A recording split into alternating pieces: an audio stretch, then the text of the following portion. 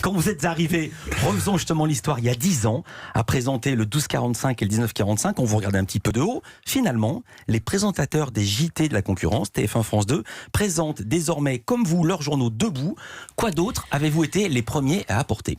Eh ben oui, ils présentent debout, et puis il n'y a pas que ça, il y a une chronique explicative. On fait venir c'était ma question justement, c'est parce qu'il n'y a pas que ça. Ben oui, je sais bien, donc je vous le dis, on fait venir un journaliste, et ça c'est depuis le début, c'est la signature du 1945, on fait venir un journaliste en plateau pour une chronique très pédagogique qu'on a appelée Expliquez-nous, et cette chronique, si vous regardez un peu ailleurs, vous la retrouvez. Elle a été installée dans ces journaux bien après les nôtres. Sachant que, si je peux me permettre, chère Nathalie, être debout, on l'a pas inventé.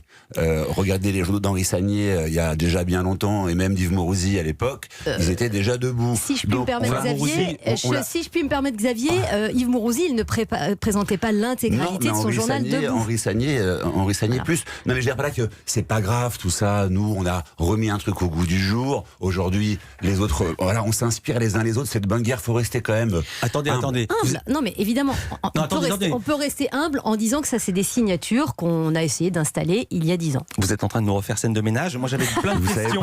On s'adore. Quoi d'autre ? Qu'est-ce que vos JT ont apporté alors ? Qu'est-ce qu'il y a eu de nouveauté ? Alors il y a la 3D. La 3D, j'allais y venir. On essaye aussi de s'adapter aux innovations technologiques. Voilà, il faut être de notre temps. La 3D, elle est partout, eh bien elle est aussi chez nous, au quotidien. Et vous avez eu la première rubrique de fake news, qui maintenant est partout. C'est le samedi soir, je suis obligée de prendre la parole, Xavier, c'est chez moi. Ouais. Mais alors, si tu regardais les JT de la semaine, tu verrais que c'est aussi chez nous maintenant tous les jours.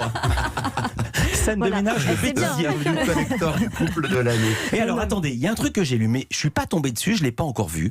Vous utilisez le procédé, dites la technique de la téléportation. C'est quoi ? Qu'est-ce qui se passe ?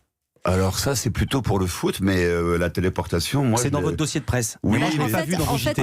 Pour être tout à fait honnête, c'était sur l'Euro. Les émissions de l'Euro que je présentais d'ailleurs avec David Ginola, on a réussi à faire en sorte que quand Didier Deschamps était interviewé au Stade de France dans un studio, eh bien, on le voyait se téléporter sur notre plateau. Donc c'était assez phénoménal. Et j'avais aussi la possibilité, moi, de me téléporter sur la pelouse du Stade de France où se trouvait Karine Galli, par des effets d'image, et c'était assez magique. Et c'est arrivé aussi dans ton journal, je crois, Xavier. Exactement, mais on l'a pas... Vous savez, les effets waouh, on s'en méfie aussi, nous.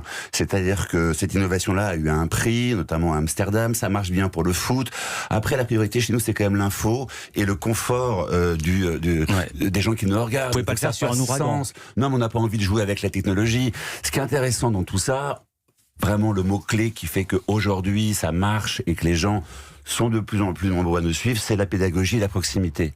Et ça, c'est des choses qui ne sont pas technologiques, c'est des choses qui tiennent dans les rapports humains et dans ce qu'on peut proposer aux gens qui nous regardent, de décortiquer l'information comme ça tous les jours d'un point de vue, cohérent.